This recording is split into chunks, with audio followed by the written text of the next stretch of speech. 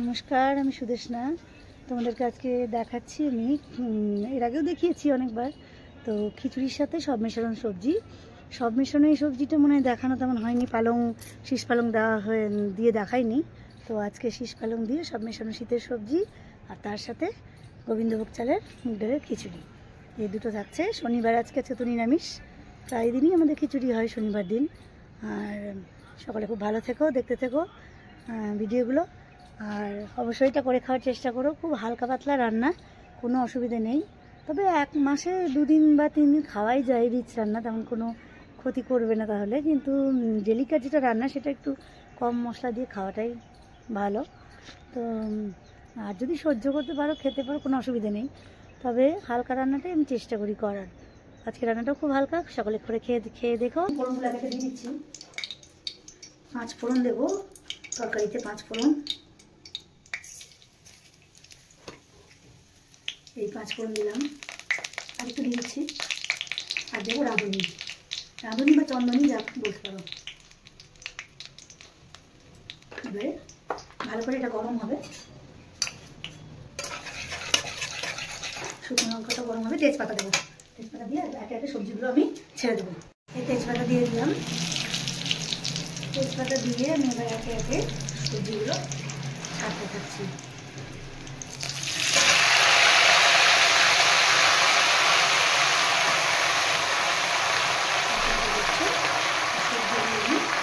যত রকমের সবজি আছে সব আমি এখন ছেড়ে দেবো।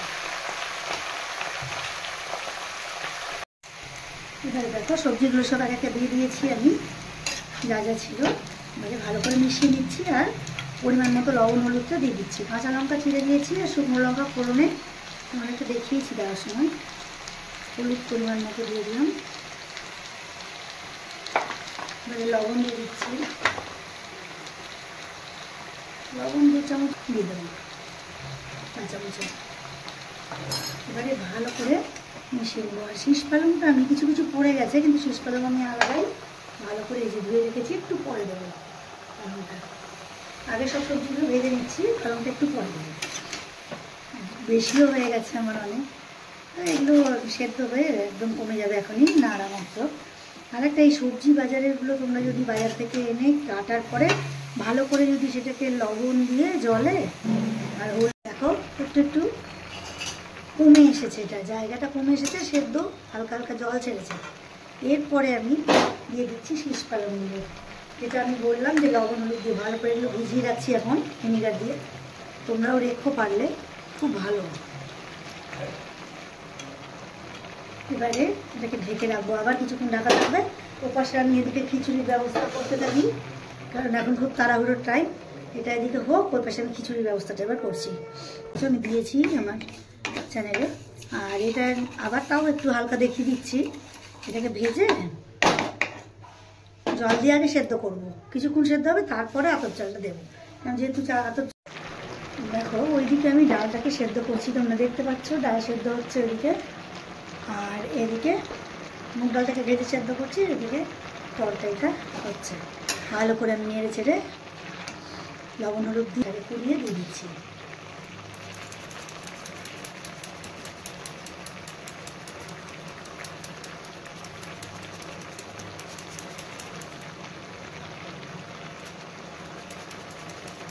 এভাবে আমি আদাটাকে দিয়ে দিলাম।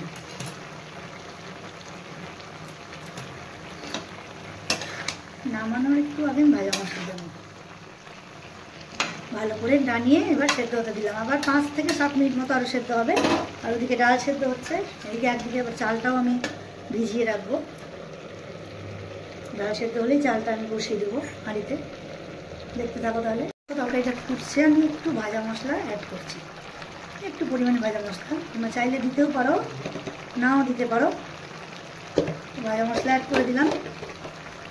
এটাকে এবার ভালো করে নেড়ে, শুকনো লঙ্কা, তেজপাতা, 5 ফোড়ন, রাঁধুনি, এই কটা ফোড়নে দেওয়া হয়েছে। এটা ভালো করে নেড়ে নেব। নামানোর আগে একটু মিষ্টি দেবো, আর একটু আটা।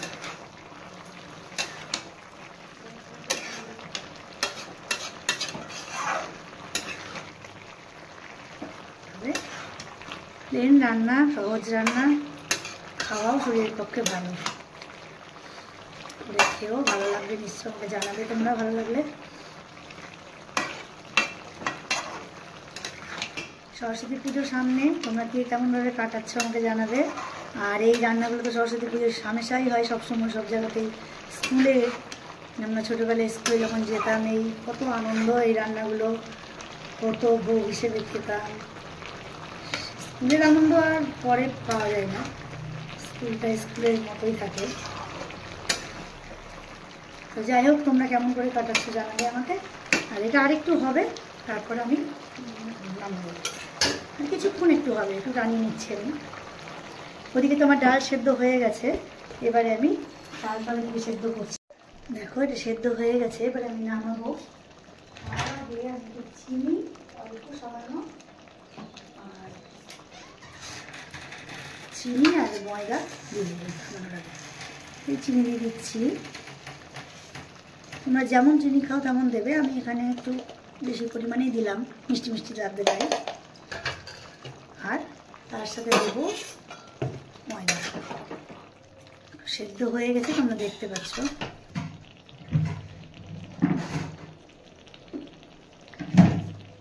রেডি হয়ে গেল আমার। এটা নামিয়ে নিচ্ছি, এদিকে খিচুড়িটা আবার রেডি হবে। খিচুড়ি চাল তো সেদ্ধ হচ্ছে, দেখেছো তোমরা। এদিকে ডালও সেদ্ধ হয়ে গেছে, দেখতে পাচ্ছ। মুগ ডাল সেদ্ধ হয়ে গেছে, এটা এখন মিশিয়ে দেবো। আচ্ছা, তরকারিটা আগে রেডি হয়ে গেল, নামিয়ে নিলাম। দেখলে দেখো চালটা সেদ্ধ হয়ে গেছে, হাফ সেদ্ধ হয়েছে। আর এই যে হাফ ডাল সেদ্ধ হয়ে থাকাটা মিশিয়ে দিলাম আমি এখন। হ্যাঁ, মিশিয়ে দিলাম। এরপরে এটাকে ভালো করে মিশিয়ে দিচ্ছি। আর এই পাশে আমি কড়াই বসিয়ে দিয়েছি ফোড়ন দেবো বলে। এই সবজিগুলোকে ভালো করে ফোড়ন দিয়ে আমি এখন ভেজে নেব। দেখতে থাকো। কড়াইয়ে তেল গরম হয়ে যাচ্ছে এদিকে। ওইদিকে তোমরা দেখলে চাল ডাল সেদ্ধ হচ্ছে। কড়াইয়ে তেল দেওয়ার পরে শুকনো লঙ্কা, 5 ফোড়ন আর রাঁধুনি একই এখানে আমি দেবো। 5 ফোড়ন আর রাঁধুনি, জিরে দিয়ে তোমাদেরকে একদিন দেখাবো, জিরে ফোড়ন দিয়ে। আমি দিয়ে করলাম, দিয়ে দিলাম। এবারে সবজিগুলোকে ভালো করে ভেজে নেব। একসাথে দিয়ে দিচ্ছি আমি, ভাজলাম না, সবগুলো ভেজে নিচ্ছি। দিয়ে দিচ্ছি ফোড়নটা, দেখতে পাচ্ছি তোমরা। এই ফোড়ন দিয়ে দিচ্ছি,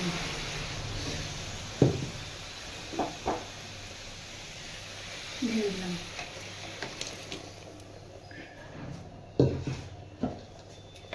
এবারে ভালো করে ঘেঁটে দেবো। সেদ্ধ তো হয়েই আছে চাল ডালটা, সবজিগুলোও হয়ে যাবে অল্প সেদ্ধ। চাল ডালটা অর্ধেক সেদ্ধ হয়েছে, এবার সবজিগুলো দিলাম, একবারে সেদ্ধ হবে। চিনি দিয়ে নামিয়ে নেব, চিনি দিয়ে নামিয়ে নেব।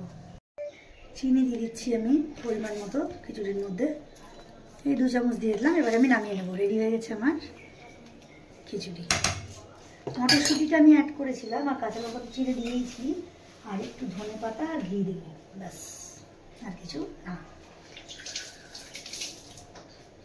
ধনে পাতাটা দিচ্ছি, দেখছো তোমরা।